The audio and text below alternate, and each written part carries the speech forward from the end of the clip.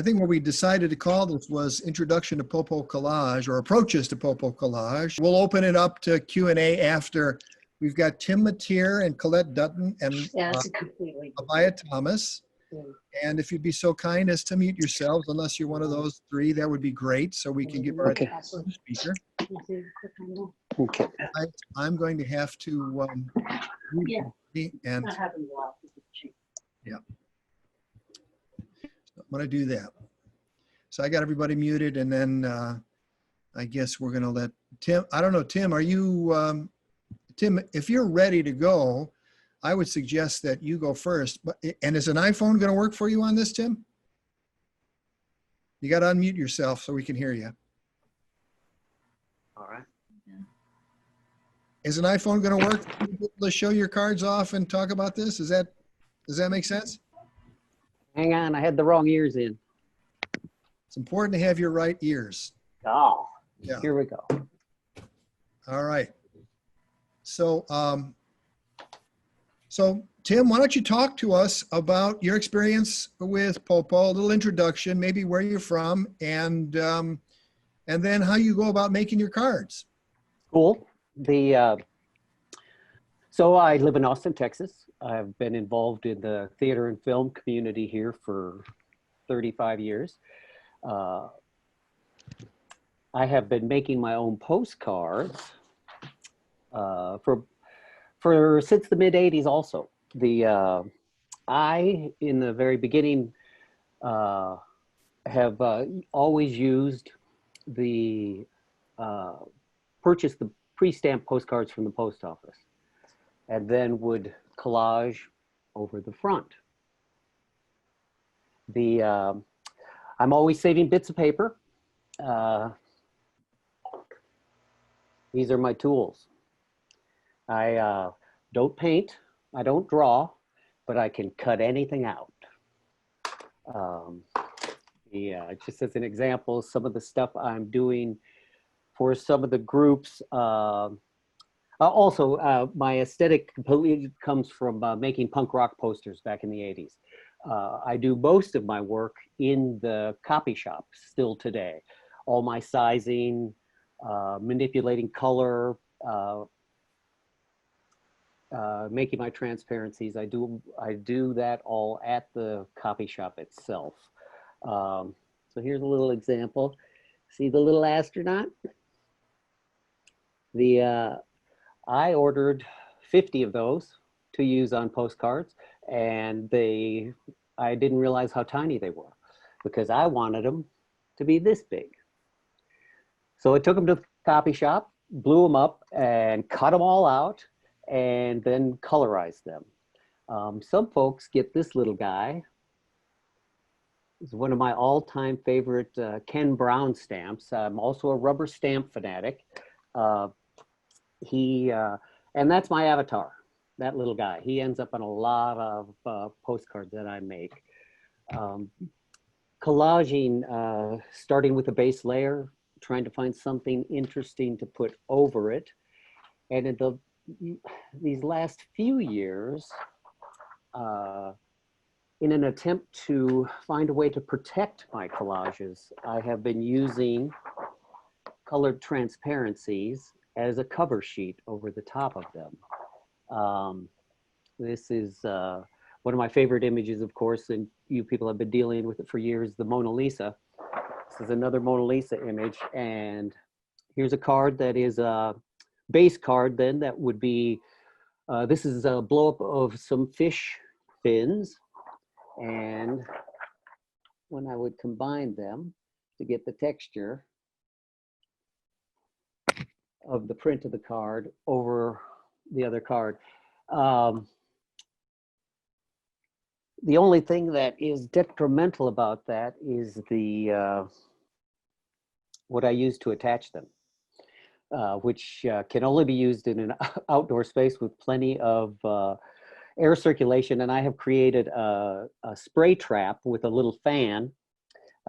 And buy the cheapest fan you can, people, because it's going to become covered with glue and stop functioning after a certain period of time. But that's what I use to attach the plastic transparency sheets to the cards themselves. Cards this year, 4 groups. I'm doing 4 groups. Never imagined, but because of the time period we had, the extra time we had this year, I started with I called it the Remnants Project, and I was using leftover pieces of these plastic transparencies, collaging them or weaving them together on cards. Ultimately, I didn't end up sticking with that because I also had a whole box of album covers that proved to be an interesting surface to work with. And also made a great base, whether I used an image from the album cover in the collage or I covered it completely, they sure made a great postcard base. So my first group 1 were all individual collages made out of album covers. Group 2 got this as a base card, or group 10 got this as a great base card with, then I was able to add things to them. And this is an example of one of those cards where I had the eye, and then I was able to take a silhouette of a leaf and superimpose it on top with the transparency.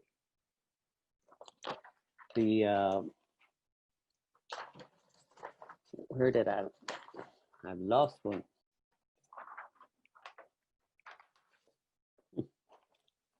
I've hidden things from myself. I used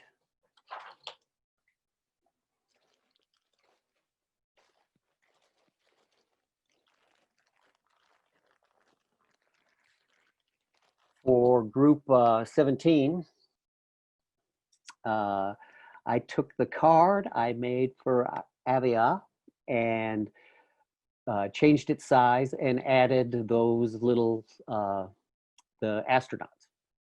Once again, these are all made on album covers. So sometimes I save the back and try to expose some of that. Some of them had print on them. I was able to actually use do a little blackout poetry on a few of them.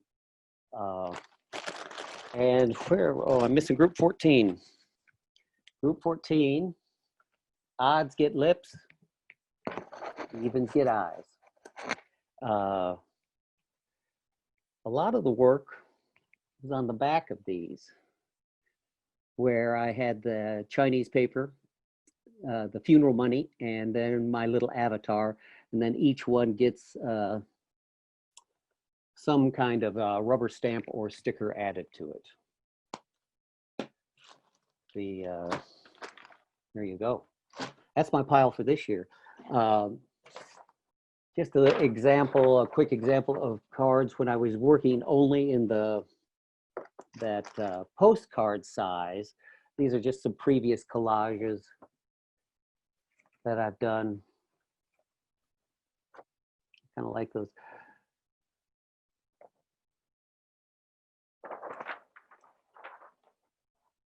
All right. Tim, is the sniffing of glue related to blackout poetry at all? Well, the markers for sure are. Fantastic. And you cut up the Anita Bryant. This was Anita, huh? Is that? That's right. Yeah. Oh, I don't know if I have time. The backstory on all those album covers. A friend of mine and I opened a mystery box of albums on the air at our local cooperative radio station and improvised a show. This box of albums had been packed for 17 years. And Anita Bryant was one of the albums that I pulled out of the box. And I get the album out and I said, I've got Anita Bryant and she's playable. And my friend Emily, who typically is a very tolerant human being, has no tolerance for homophobics and squealers. And she immediately grabbed it out of my hand and smashed it onto the floor of the studio and said, not anymore, it's not. She did the same thing to Burl Ives. Oh, and I could get into that, but I don't think we want to talk about that at this moment. But perhaps that'll come up in the Q&A. There you go. Tim, thanks for being part of the best. Quick technical question. You held up whatever glue you're using. Is that just spray mount or what are you actually using? It's a spray glue. Just a regular spray glue, spray mount. Okay, thank you. Yep. All right, Abhaya Thomas is in the house, and one of my favorite postcard artists. And Abhaya, tell us a bit about yourself, about your experience with the fest, and then tell us how you do what you do. And you have to unmute yourself to make it so. Okay. Can you hear me? Yes. Oh, okay. Hi, everybody. Well, I think I've been doing this for about 7 years now, and it's evolved. The first year I did it, I went out and bought as many vintage postcards as I could find, get my hands on, and I started with those. But then it got kind of boring, and so then I started kind of mutilating them. I don't have any of those to show because I didn't keep copies of any of those, but it just kind of morphed from there into making my own. And I was always attracted to collage. It has the dreamlike quality. It sort of tells a little bit about how I see the world.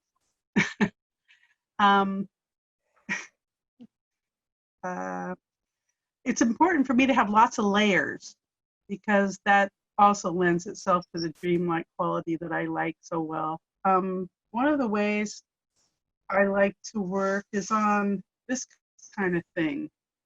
These heavy duty cardboard, I guess, mailers of some kind or another. What I do is I make a gigantic piece of art, big, really big. Oh. And then I chop it up because I can get a lot of postcards out of one piece of art, and I like it that way. I also like the file folders, these things. The substrate is really important.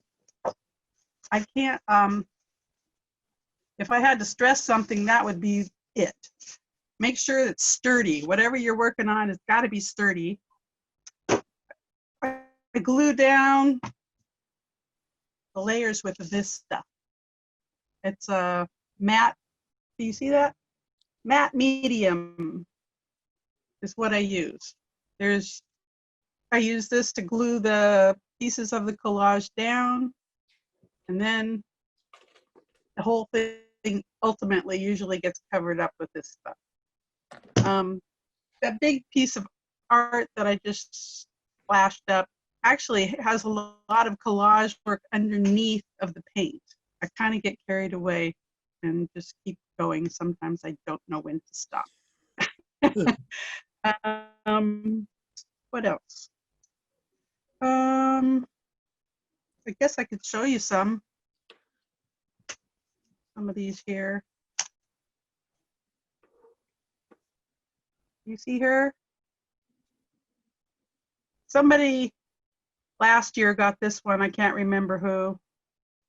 Somebody always ends up with the original. What I do is I usually make copies of the original, but then for some reason I always end up mailing the original to somebody. So it's always kind of like a gift. Whoever gets the original is like, whatever. Here's more.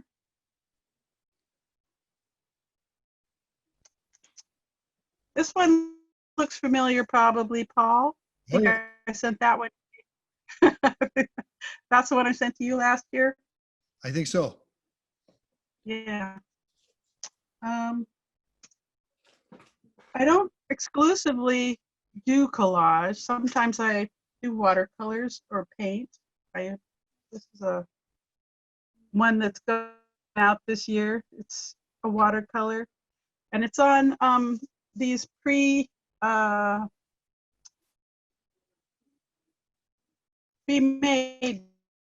watercolor postcards that you can get at art supply stores. It's a little bit bigger than a regular postcard size. And that's another thing. If you make big postcards, you got to slap more postage on them. And I usually put more postage than I need to on postcards just because I like postage. The post office needs all the help it can get. So I'm not shy about slapping a lot of stamps on things because I want it to get where it's going. Here's another one. You sent me a collage care package. I sent you my recycling. Well, which was great. And, you know, I have it right here. And so maybe you can talk a little bit about some of the materials. Oops, I just dropped a couple of things about this stuff in here. Yeah. There's a bunch of little pieces of, I never throw anything away. It's a problem, okay? there's pieces of maps in there. I like things that are kind of mysterious, and I find when you snip things up, they tend to become even more mysterious because they lose their sort of their origins and become just fodder for anything. So yeah, there's the pen. Oh yeah, the pen. You like that? I love the pen. Tell us about, you have a specific postcard pen that you recommend people use. Well, I like that pen. I don't even know what it is.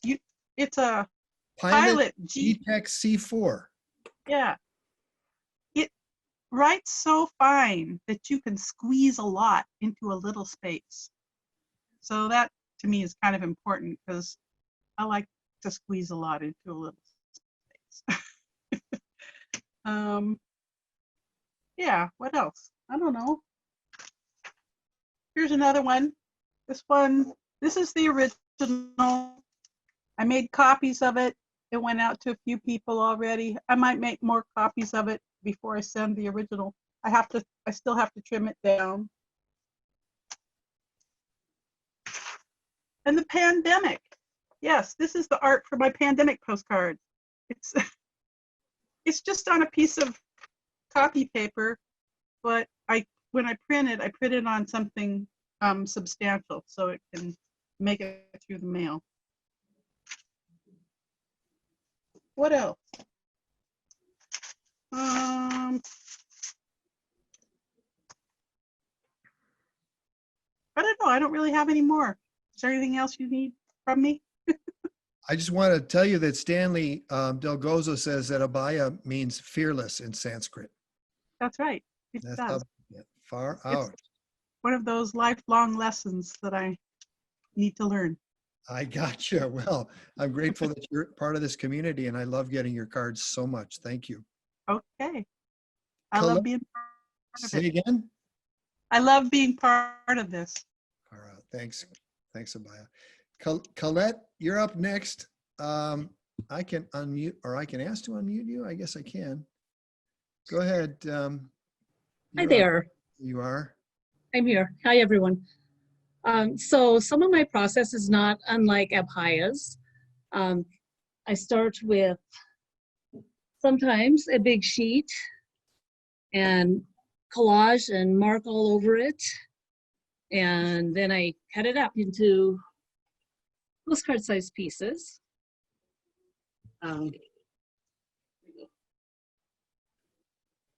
And sometimes I'll start with smaller things where I will tape it off.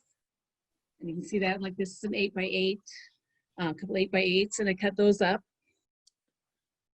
So there's various ways of handling that.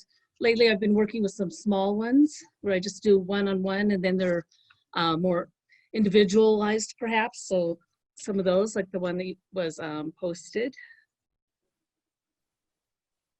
Some little ones. And these are collage, and these are not necessarily done. I may go in and do more mark making on those.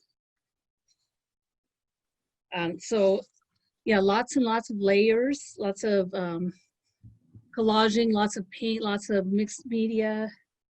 I do various things. I've done some stamp making lately. And then that ends up on the cards. And like in this one, I printed and collaged it on. So it's just all these different things that feed into each other. The layers and the layers upon layers, and reusing some pieces and changing it up. So when I do a big one like this one back here, I'll do the whole thing and then I cut it and then I start adding more things on. Like I may draw a picture on it, or I may draw a picture and do a cutout and glue the cutout on, or just more paint or more mark makers. Sometimes I'll do a series. These were separate, and on each one I started with the same 4 elements: the blue paper, the Mandarin Chinese paper, a hand-painted paper, and a tag with some typewriter writing on it. I have an old typewriter that is fun to use now and again. And so these are all things that are in process where I will keep adding to them. And then I like trimming the corners down. I have a little cheater. I trim and make the corners round on most of my things. See, I also do more random stuff. Like this is part of a file folder. So Abhaya, like you, I like the file folders. And it was laying around. I kept kicking it around. It was dirty. I was like, what am I gonna do with that thing? And finally, I just started collaging onto it, and now I like it. A little awkward to mail, perhaps. I haven't figured that part out. Some are not of a larger piece. This one is just paint and then text on it. I'm working on my calligraphy skills. This one, I kept coming across these old seed packets. They were all worn and weathered, and so just kind of fun to play with really random bits of collage. This, I think, is a paper bag. That one's not real sturdy. Cardboard, still needs painting. See, this one, the poem got so long, they ended up making a little book. So again, less handy to mail than a postcard, but has a couple poems in it, but because they were interrelated. It was like serial poetry. So the one poem, and then it kept morphing in my mind. So I wrote down the other poem, which was the really long one. It ended up 3 pages long. So lots of art in there though. And that was all one sheet where I cut the big sheet into the pages and then glued onto it. I also use the golden.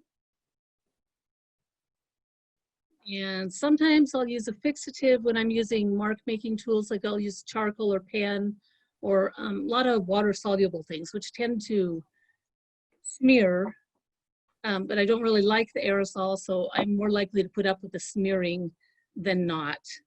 Because I like the water soluble, I like things that are more compatible with the nature and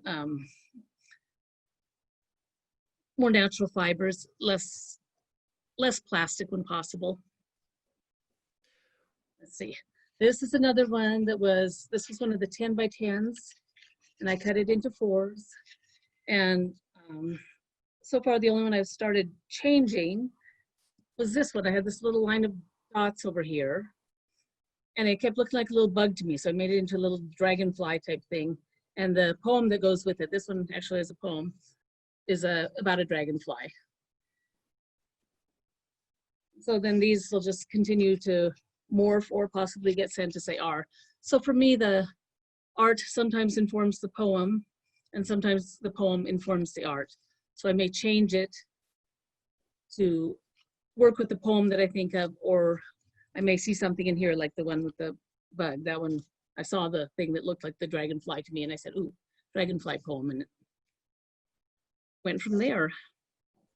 When I saw the Chinese text, I was reminded that I had cut up some pu'er tea wrappers and started putting Chinese characters on my poems. And then I was a little horrified because I was reminded of a George Carlin bit where he talks about this person who had a stamp on the lowest part of their back. And he said, you think you're so spiritual, you get a Chinese character on your lower back, but it says cashew chicken. So, so I'm wondering, you know, I almost want to consult a Chinese dictionary or friend and say, what exactly am I sending out here? Or maybe find out later. Do you worry about that, about the message that goes out, or if it just looks good, you put it on there? No, I did consider it because I got books, and a young man who spoke Mandarin Chinese told me that one of the books mentioned horses, and he was going to, you know, read a page to me and then never did end up doing that. So yeah, I have no idea what they say. They could say all sorts of things.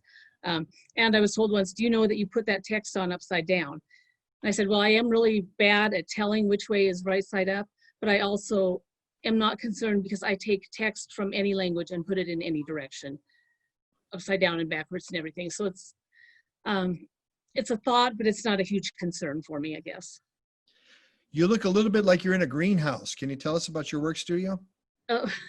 It's a garage converted to my studio. I do encaustic painting, and so I'm out here outside of the house, and behind me I just have set up stuff that shows kind of things related to this, because some of the studio is still storage space. So I understand.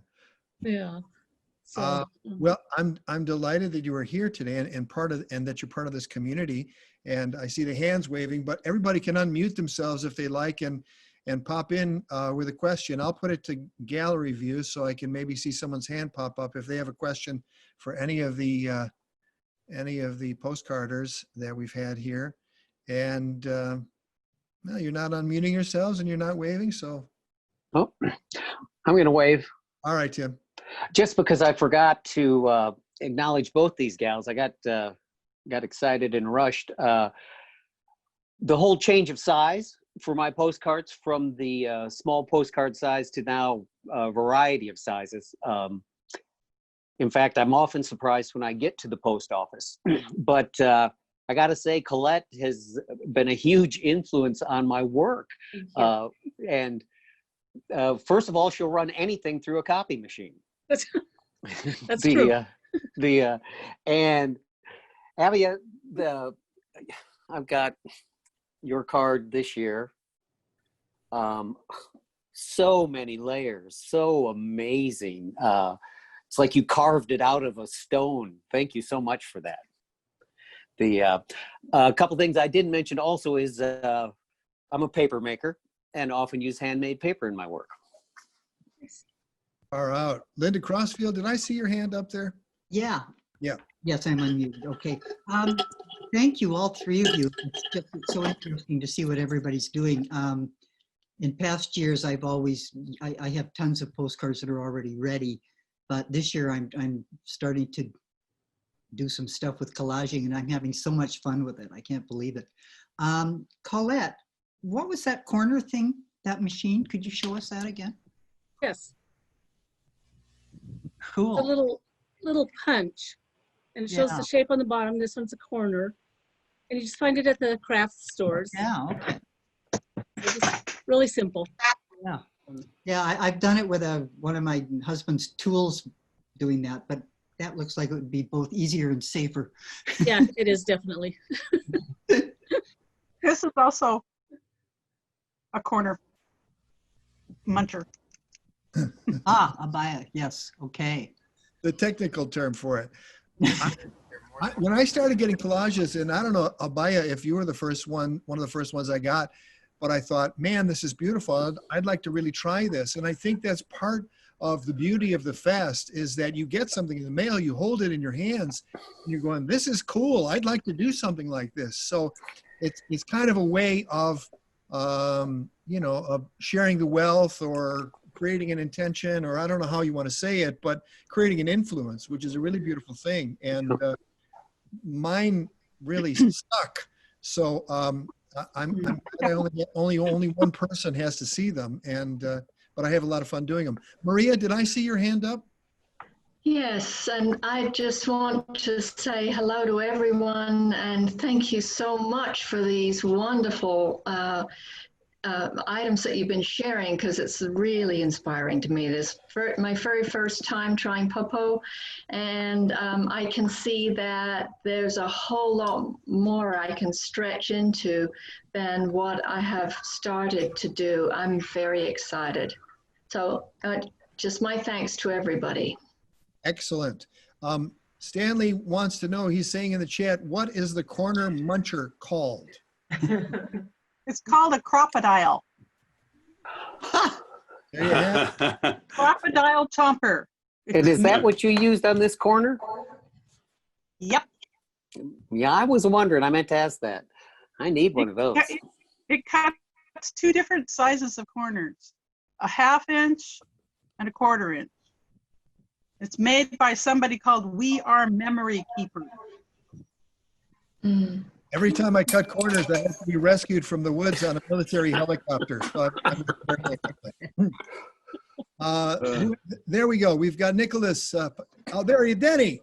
Yeah. Hey, I have a couple of well, sort of pedestrian questions. For one thing, you know, I actually do make a lot of cards, and it's pretty ad hoc. So I haven't gone into the I don't really know what the size parameters are. I mean, sometimes I've stuck them in envelopes instead, like if the palm got too long or it just looked too awkward. So I mean, do you know with the post office? I mean, what's the maximum size for a postcard? If you put enough postage on it, it'll get there. Oh, so there's, it's more like about the postage than the size. Yes.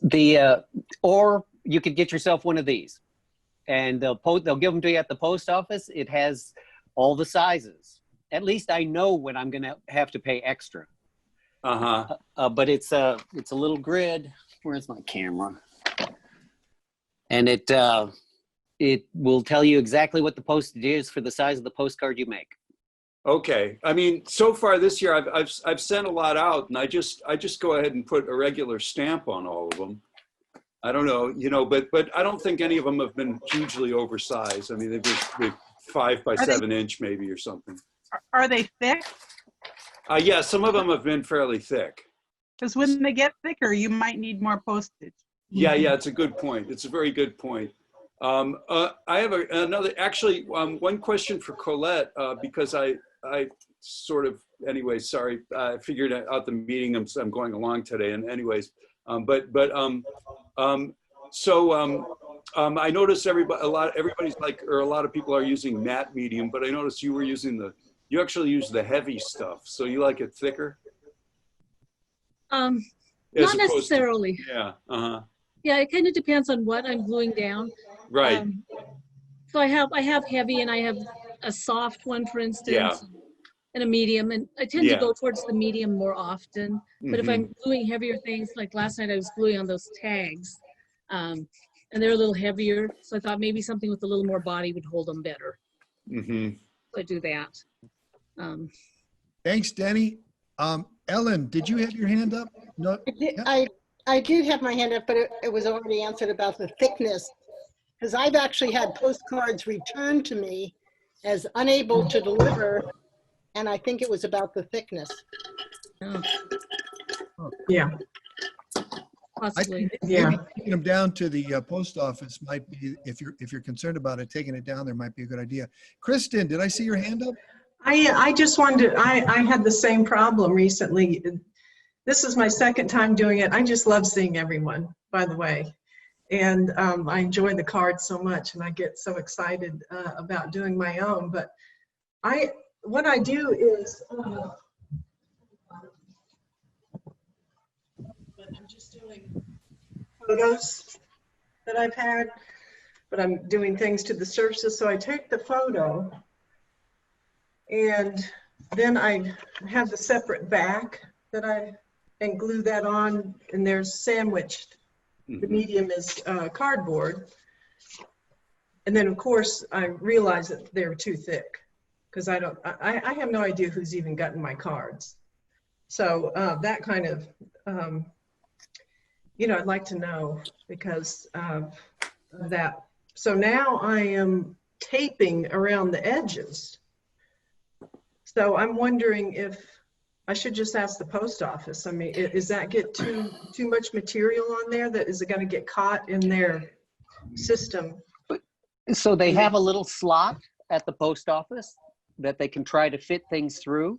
And if it doesn't fit through the slot, it does take extra postage and is considered unmachinable. Right. The machine won't run it. But typically it's that's a 70-cent stamp, unless it's grossly oversized. Okay, because they do seem like they would be maybe getting unmachinable. But that's good. It makes it more fun anyhow to put layers and pieces on. I strive to be unmachinable myself. It's a good policy. Penelope Moffett says you can also go to USPS.com to get info about maximum length, height, thickness that a postcard stamp will cover. And I have a question about 3D rabbits. You see this 3D rabbit sticker? So he's sticking up a little bit. I'm wondering if I don't tape it down, maybe it's going to be chopped off or missing his head or something. And we never know, because I almost never find out if the cards get there. But can you see? I don't know if you could tell the. Yeah. So that one's going out. Ask the rabbit to call you. I can consult the rabbits over here under the futon. Did I see Sigrid? Did you have your hand? Yes. Okay. Miss Deb's here. It was Tim who mentioned plastic transparencies. I know what it would look like, but I don't know where you would find one or know if you did. So I buy the transparencies at the copy shop. It confuses them every time because they actually don't have a price in their machine for it. So sometimes they just hand them to me because I'm going to buy the copies anyway. And I'm going to make a color copy onto that transparency in one of their machines. There's actually a setting for that on the machine. If I asked for a transparency, they'd know what I wanted. If I asked for a transparency, yes, they would know. Exactly. And then ask them for a little help just to find that setting on the copy machine. But you can make a color copy of anything onto a transparency. I've been having UPS copy some of my flimsy things. And I told them what I was using it for. And I've got one little lady who's I'm going to test tomorrow. Yep. Once again, it's just you put it in the paper. You have to put it in the paper stack yourself because it's not preloaded, but I love them. You can print on that transparency. Yep. It comes clear and you print anything on it. They won't let me near a machine. They'll do it for me. There you go. I've also gotten transparencies at thrift stores, which I used to frequent, boxes of them because they're outdated as office supplies. So if you are going into thrift stores, I'm kind of not anymore, but that's where I have found them too. Wow. Yeah, because they used to use them in education. Greg says we are all asking for transparency. So thank you for joining in there. Yes, it's nice to see people's takes in their little square. It's kind of funny. It's a little like Hollywood Squares to the 10th power there. All looking for Paul Lind. Anyone else have any comments, questions, criticisms? Yes, Colette, go ahead. Just regarding size again, like this is 5 by 5, it's square, but because it's square, it does take extra postage and there are stamps for that. So little butterfly stamp. Yep. So just another size thing. I just want to add about transparencies. There are ways of making your own transparencies with packing tape, clear packing tape, which I've done on a few. If you don't want to invest in going to shops and doing all that, you can make small transparent. It would take too long to say how to do it. There's YouTubes on how to do it, but they're fun. And you can get a small one that's just right for a postcard if you want to do it yourself. CJ, did you have a question? I had a comment. First of all, thanks, Paul. This is great. Again, like others have said, to see everyone's faces. I have one here from Carmen Kennedy in Texas. And she, on this particular one, she's put tape, Scotch tape all the way over it because there's lots of images that are attached.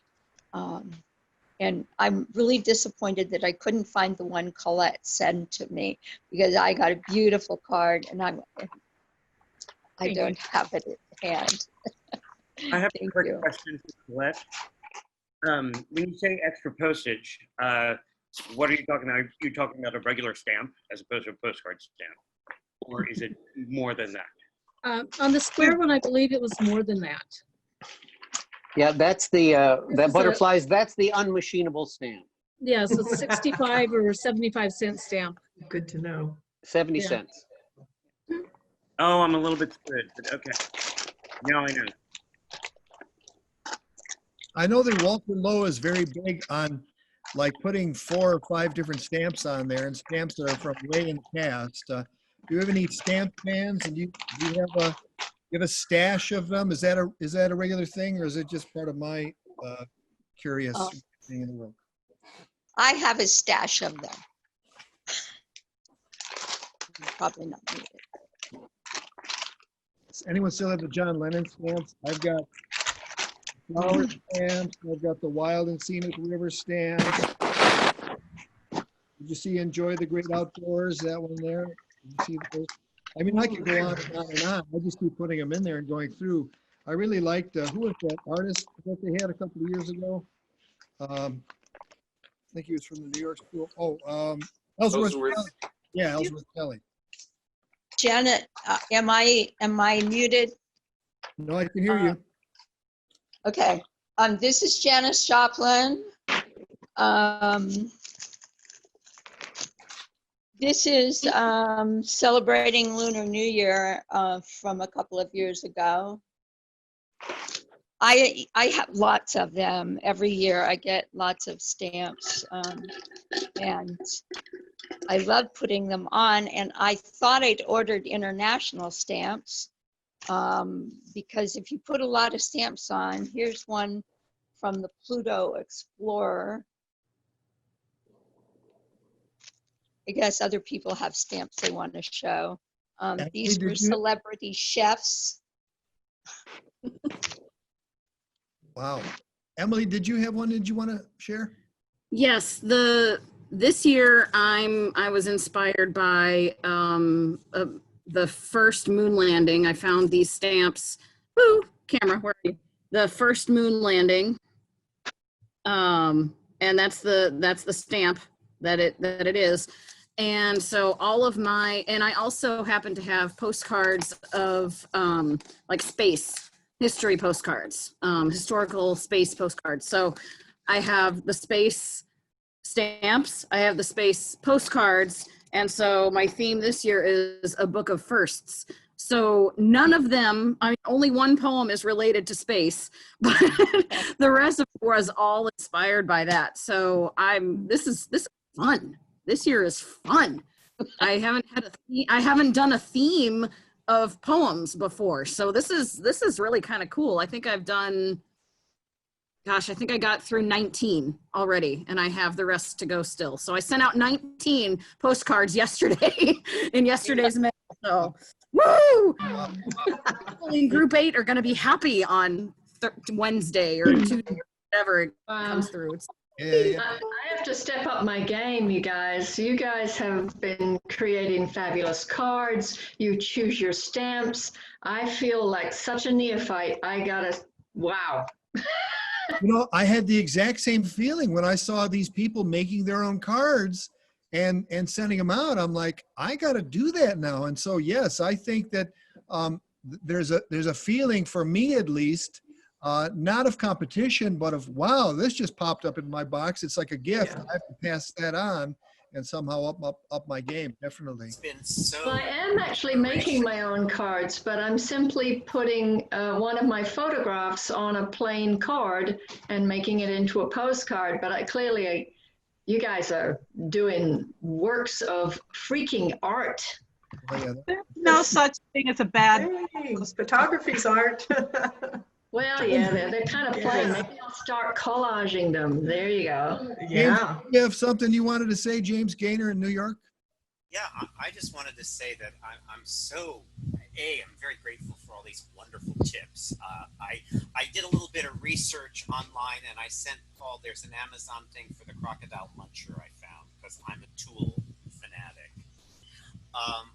But I think that I'm not sure, Colette or Abhaya said about collaging and how that imagery was very inspirational, which I'm finding is one of the themes here.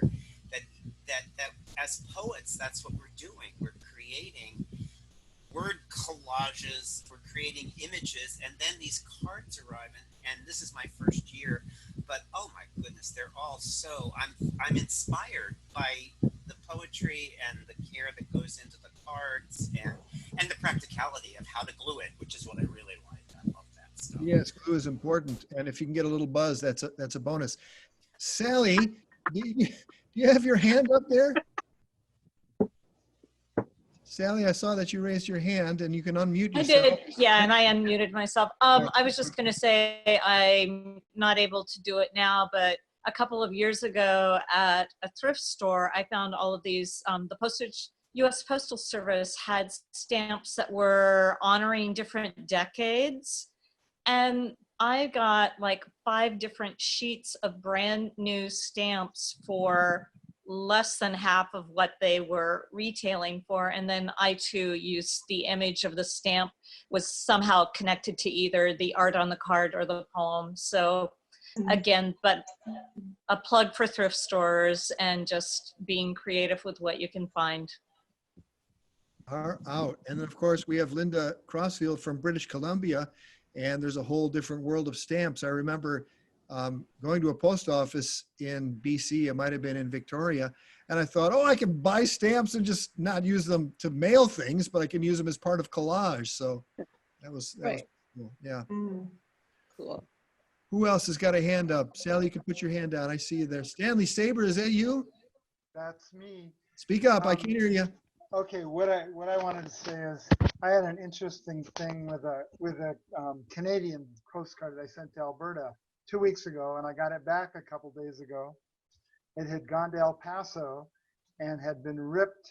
Most of the address was ripped, and for some strange reason, I put a return address envelope in the envelope or whatever. I had my return address. They sent it back to me. My wife and I, we retaped the address down, the rip parts. I took it to the post office. She said, "You're going to have to pay again." And I said, "Why? You guys ripped it." And she says, "Oh, okay." And she put it, and canceled it again. But it took, I think that one time we did make it. And Linda, did you get yours? She's looking. Did you send that one to S.E. Ingraham? Linda, you're muted. No, it went to another person up in. It probably went to Sharon Ingram. No, it went to Bernadette Yellen. Oh, okay. Yeah, no, I haven't got one from you yet. Well, tomorrow. Okay. Anyway, and I wanted to say that Tim not only sends albums through the mail, but he sends boxes of bugs through the mail. And I opened them and I really thought they were real. I mean, is that cool? But it got through the mail. What the post office told me is you can mail a watermelon if you put enough postage on it. So who was it? Abhaya said, if you put the right postage on, you can mail anything. And I really, really, really enjoy my time here. Thanks, Paul. Thanks, Stanley. Thanks, James. I got your card. Thank you so much. There was someone else I wanted to thank. I forgot. But it's nice to be able to thank people for sending their cards, which is such a rare thing. We have a couple of slots open in our 6-week workshop on Poetics as Cosmology, which will talk about spontaneous composition and a lot of different approaches to it. That starts in October. I know at least one person here has signed up for that. Do you have a question, Emily, or are you just you're just excited about that? And if there's demand for it, we can add a Sunday workshop if Sunday afternoon works better around this time, which is good for me. So with that said, without any last comments, yes, Sigrid. Need to thank these wonderful people. Yeah, that's a really through the spring. They still are. Yeah. And they just don't know. It was terrible, and they've lifted my spirits. And when I first started, somebody mentioned no ideas. I was like, I was brain dead. And now they just keep coming, and I keep notes for another time. But you guys just don't know what you guys did for me to boost my spirits. It's wonderful. Thank you. You are most welcome, Sigrid. And thank you, Tim and Abhaya and Colette, for being part of this and agreeing to be part of that. Tim, I owe you a book, so we'll have to talk about that. Colette, I sent yours. I think that you should have gotten it. It's not too long from here to Federal Way. Thank you. And Abhaya, I know that you got yours because you mentioned it. So I'm gonna wrap it up, but with huge thanks for you all, and thanks for being part of this community. It every year it just gets more beautiful, and the work seems to be better. I don't know if I don't think I'm getting softer. In certain aspects, I am getting softer, and I'm working on that. But I just think that the quality of the work just gets better every year, and I'm really grateful that you're part of this community. So thank you very much for being here and for doing what you do and for inspiring me. Thank you. Thank you. Thank you. Thank you.